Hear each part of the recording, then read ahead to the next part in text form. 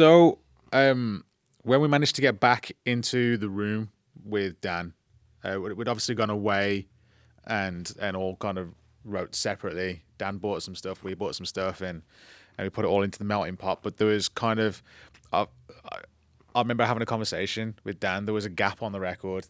There was space for a song which was very kind of energetic. It had that kind of swing, 1 2 3, 1 2 3, kind of that kind of feel, and it was just it was almost a passing comment.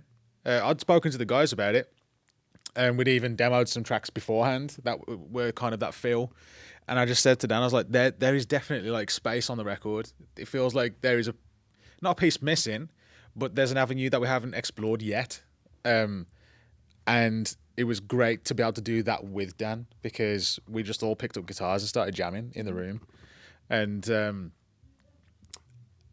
after kind of like 45 minutes of going through various ideas and making sure you're not ripping anyone off, because that kind of song, because of the rhythm, it's kind of, yes, it's been done before, but we wanted to do it in our own way. We wanted to bring our own flavour to it.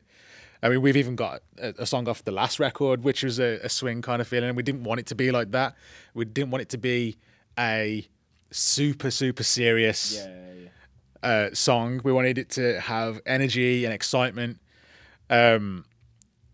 So we just all picked up guitars pretty much in the room, and we started. It sounded a mess at first. We were all just playing over each other, and until someone hit on the right kind of vibe, and then we all just kind of jumped on that.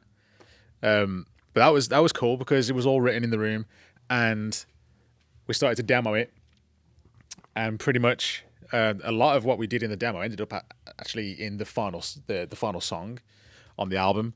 And that's the beauty of kind of like demoing tracks with your producer, is because these things can be sort of like thrown on the table, and they're in the song within 5 minutes, you know. And then again, like we say, we just delete the file if we don't like a particular bit or whatever. But that was the great thing about it, is that it did come to, like, we got the vibe of it very quickly once we got there. It took a little while to get there, but as soon as we got it and we was like, this is the one. Vocals were going down within 20 minutes. We had a little lyric break where we'd stop with the music. Okay, we've got an idea, and let's start working on the lyrics. And that was it. We just sat down, wrote lyrics, and next thing I know, Dan was like, "Yep, let's get the mic out and track them in," and that was it. And Revelation was kind of born. And at that point, we didn't even know the song was called Revelation, let alone the album was going to be called Revelation. So, but it was a super important song for the record because it was it's kind of like a different one for the record compared to all the other songs, but it was literally the revelation of the record. Like, this is what we can do, this is what we can achieve, and it almost became the benchmark for the sonic of the record.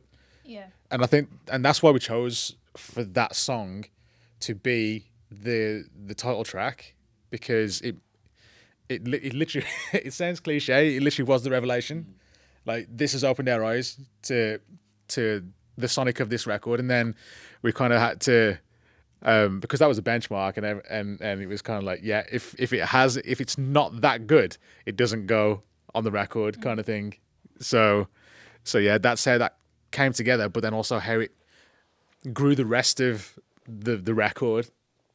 Like, it kind of took over it, overhauled it in a way.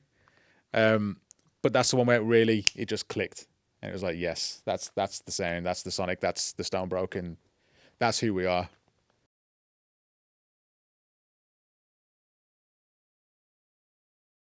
I would say kind of like a soundscape, like not a wall of sound, because I think wall of sound is like I think it's not that. It's very dynamic, and I think it's probably the most dynamic album we've done.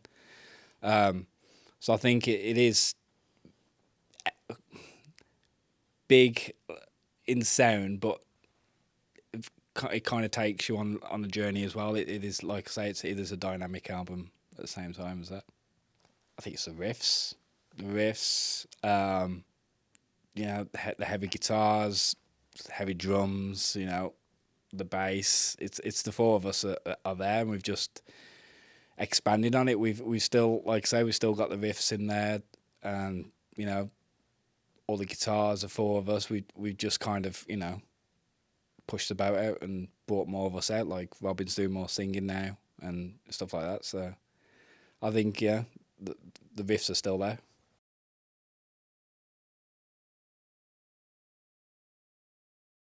Yeah, we did think about it, because you know we were worried that if we went in this direction, would hardcore fans be like, oh, it's not the same, and our fans are really die hard. So we just, but we didn't really know what we didn't want to assume they would think that and just kind of make the same album. So we just thought, well, we'll just make the album we want to make, and you know, if people like it, they like it. If not, then you know, it's fine. It's you know, we'll make other albums, and you know, but yeah, we did think about it. But I think it's important not to worry about it, not to get bogged down and thinking what other people might think, because you'll just send yourself insane, and you'll be second guessing everything you do.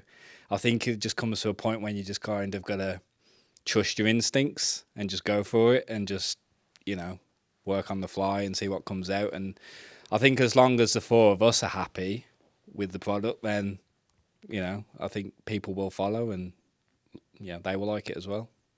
And if they don't, then yeah, it's fine. It's not an issue. So, this was the same album, Todd. Look.